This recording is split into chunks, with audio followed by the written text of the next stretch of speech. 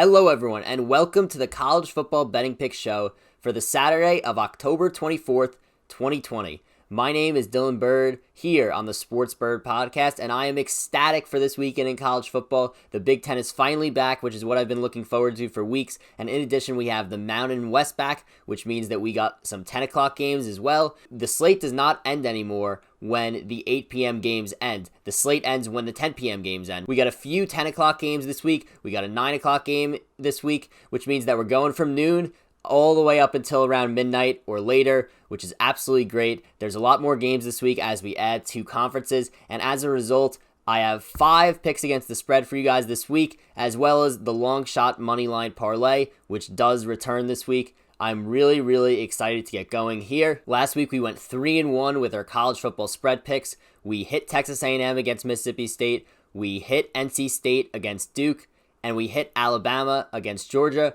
We did lose Boston College against Virginia Tech as they got absolutely throttled in the second half. That was very tough to watch. I also ended up taking the money line on that game, which I lost as well. So 3-1 against the spread, and then I lost the Boston College money line one as well. I did not have a long shot parlay last week, but the long shot parlay, as I said, is back this week. But before we get started here, just wanted to remind you that if you haven't already, like this video and be sure to subscribe to this channel. I do my waiver wire picks for fantasy football every single Tuesday. I also release these college football picks every single Friday. And if you're familiar with Sal Vetri and his YouTube channel, I do a NFL player prop show also released on Friday. We just had one that was released today for NFL Week 7. I'm really excited to see how those props do. And also, if you don't follow me already on Twitter, you could follow me at sports_bird. I may be adding some last minute picks as the day goes on tomorrow, so be sure to be following me there to check out my picks that I'm adding. And let's get started here. So with our first game of the week that we're going to talk about, we have number 5 Ohio State favored by 26 points at home against the Nebraska Cornhuskers. So I said I'm excited about the Big Ten, and here we go. The first game of this slate that I will be betting is a Big Ten game. So let's talk about the history between Ohio State and Nebraska. In 2019, Ohio State won the game 48-7. And then in 2018, you had one close game, 36-31 Ohio State. That was when Ohio State went on that tough stretch where they were playing really close games with bottom-of-the-barrel teams of the Big Ten. The end of Urban Meyer's run at Ohio State, and also when Dwayne Haskins was the quarterback there. So other than that stretch, you go back to 2017 and you have Ohio State beating Nebraska 56-14. And then you have 2016 where Ohio State won 62-3. So Ohio State has completely dominated this matchup 3 of the last 4 years, which would have covered a 26-point spread in all 3 times.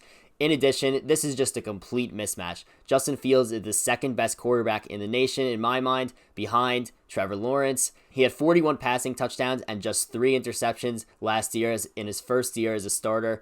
In addition, he also had 10 touchdowns on the ground last year. Ohio State is just a mammoth on offense. They averaged 46.3 points per game last year. In addition, Justin Fields has just so many weapons to work with.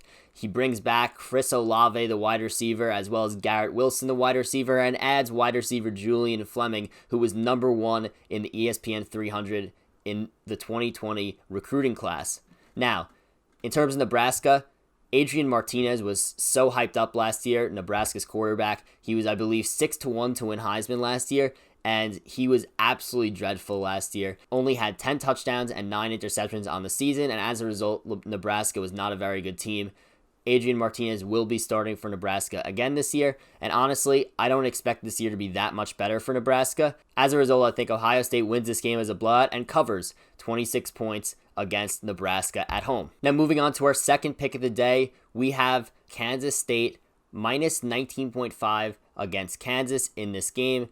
Now, let's look at Kansas's football results this year. They had a 15-point loss to Coastal Carolina. They had a 33-point loss to Baylor. They had a 40-point loss to Oklahoma State. And then they had a 21-point loss to West Virginia.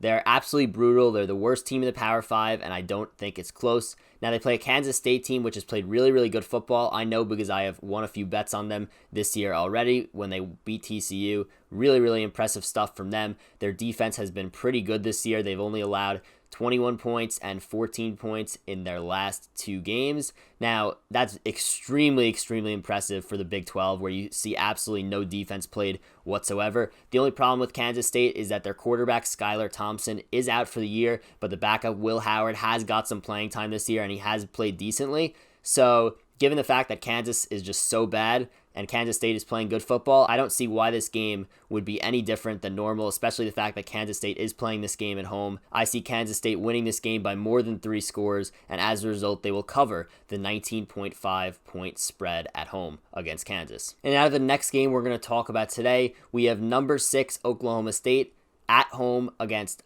number 17 Iowa State. This is probably going to be my favorite pick of the day, and we're going to talk about that right now. So Oklahoma State hasn't played in 3 weeks because they had a bye week and then they had a game canceled due to COVID concerns against Baylor.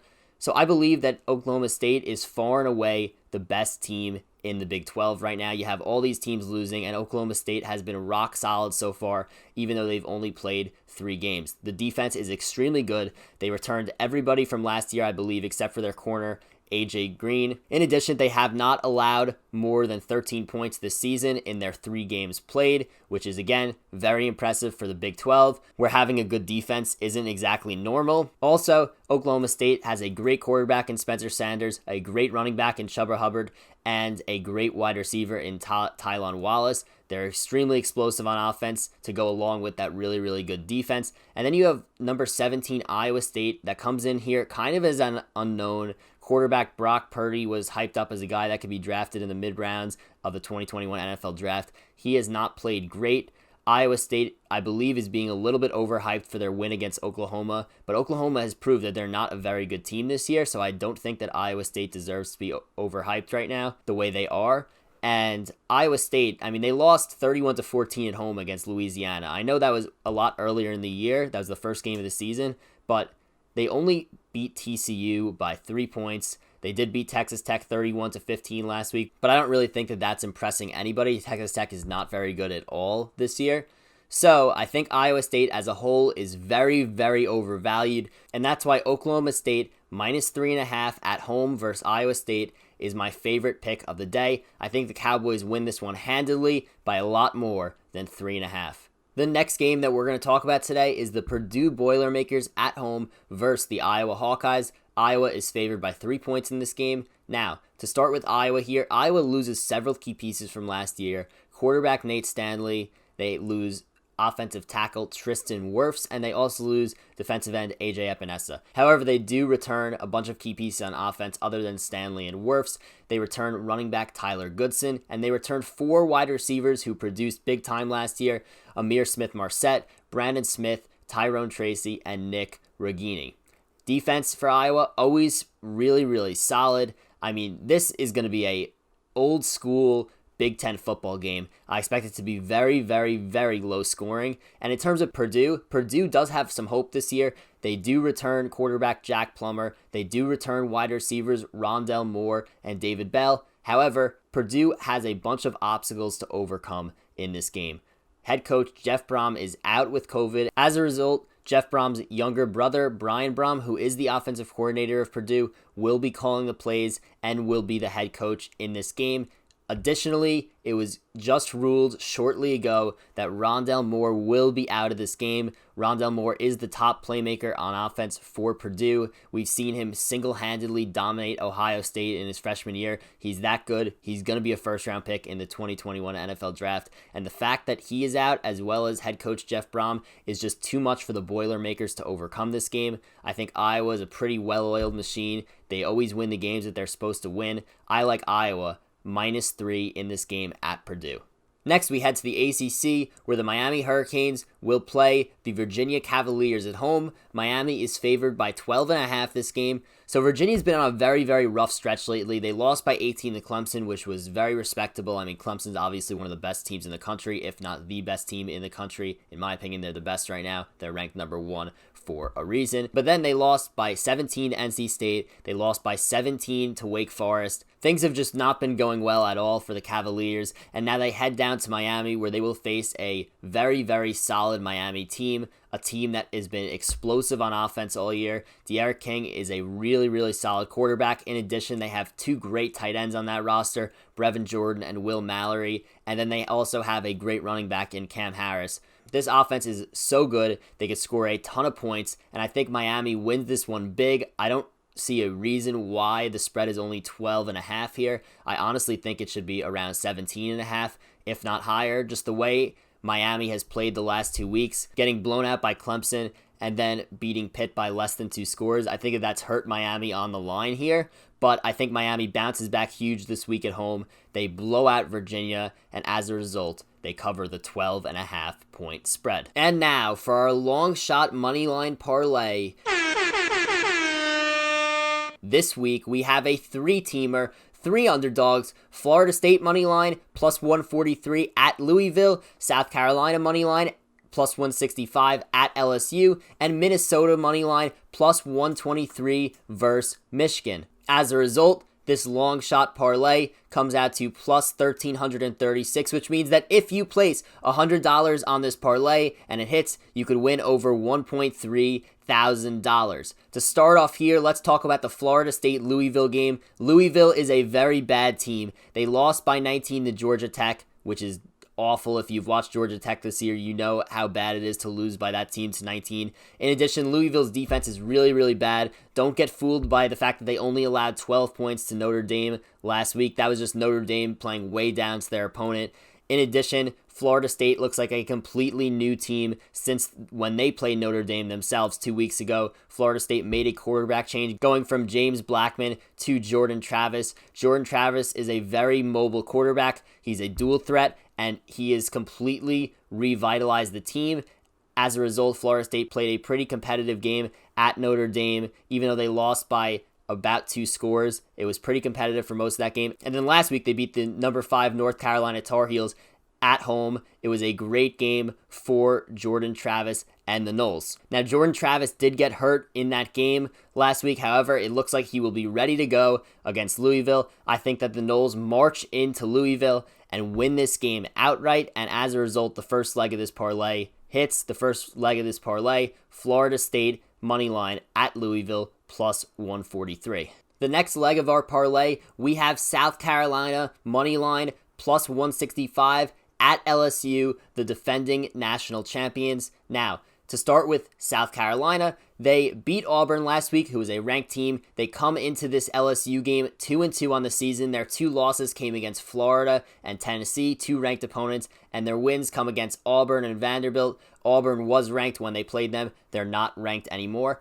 I think this South Carolina team isn't bad at all. They did lose a very, very close game to Tennessee, and I think that South Carolina is a team that we could see ranked by the end of the season without a doubt. Just because they were 2-2, they were not actually ranked. And in addition, LSU's defense has been absolutely dreadful. They look like one of the worst defenses in college football this year. They allowed 44 points to Mississippi State, who, if you've been watching them lately, cannot seem to score any points whatsoever. And they also let up 45 points in a loss to Missouri in their last game. The only time LSU's defense actually played well this year was when they let up 7 points to Vanderbilt, and that's not saying much, considering Vanderbilt is by far the worst team in the SEC. So, I will give any decent team a chance of beating LSU this year with the way that their defense is playing, and as a result, I am taking South Carolina money line plus 165 in this game. I think that if LSU has another really, really bad defensive performance like they did against Missouri and like they did against Mississippi State, I think South Carolina definitely wins this game. I'm taking them plus 165 as the second leg of this parlay. For the last leg of this parlay, we are taking Minnesota at home plus 123 versus Michigan. Now, Minnesota was a great team last year. They return quarterback Tanner Morgan and wide receiver Rashad Bateman, who were a huge part of what they were able to accomplish last year. Minnesota went 11-2 last season, and I think that they are going to be very, very good again this year. PJ Fleck is an absolutely great coach, and while Minnesota loses their offensive coordinator Kirk Soraka to Penn State, they did replace him with Mike Sanford, who was the offensive coordinator at Utah State last year. If you don't normally pay attention to college football or the Mountain West, you would know that Utah State was very, very good on offense with Jordan Love at quarterback, so I think that they'll be completely fine there, especially returning Morgan and Bateman. I expect this offense to be just as explosive as last year. In terms of Michigan, I think that they show a lot of promise this year. You have quarterback Joe Milton, who's supposed to be really, really good. He's their starting quarterback this year. Now, the big problem with Michigan these last few years is that they have not been able to get good play out of the quarterback position. I think Joe Milton could be that guy. In addition, they return wide receiver Ronnie Bell, who was a major part of what they were able to do last year offensively. Ultimately, I think that Milton ends up being a really, really good Big Ten player. I think that he is going to elevate the play of Michigan, but taking Joe Milton on the road in his first start ever against a very good Minnesota team is just something that I will not do. I don't think that Michigan should be favored in this game. I'm actually curious to see how different the line would be if there were actual fans in the stadium, because primetime game, ABC, this stadium would be absolutely rocking if Minnesota were able to have fans there. So I think it's going to be really tough for Joe Milton to win a game like this on the road against a good Minnesota team, and that's why I am taking Minnesota plus 123 home dogs against Michigan. So those three picks, Moneyline, all underdogs: Florida State plus 143, South Carolina plus 165, and Minnesota plus 123. You combine all of those together, you get plus 1336 for the long shot Moneyline parlay. So again, if you put 100 on that and it hits, you get over 1.3K. And I'm also probably going to take all these games on the money line outright. Now, if you do remember my long shot parlay 2 weeks ago, 2 out of the 3 games hit. I didn't actually end up betting all the legs of the parlay just by themselves, which I should have done because I would have ended up going up money, which would have paid for my loss on the actual parlay since 2 out of the 3 of them hit. So I think I'm going to probably play all these outright as well. So I'm going to take Florida State money line plus 143. I'm going to take South Carolina money line plus 165, and I'm going to take Minnesota money line plus 123. All by themselves, and then I will combine them in the parlay. So if 2 out of the 3 of them end up hitting, I will still go up money even with losing the parlay if 2 out of 3 of them were to hit. So that is a wrap for the college football betting pick show for Saturday, October 24th. I am extremely excited that the Big Ten is back. Obviously, I have the Penn State shirt here on. They play Indiana in Bloomington tomorrow. They're only favored by 6.5.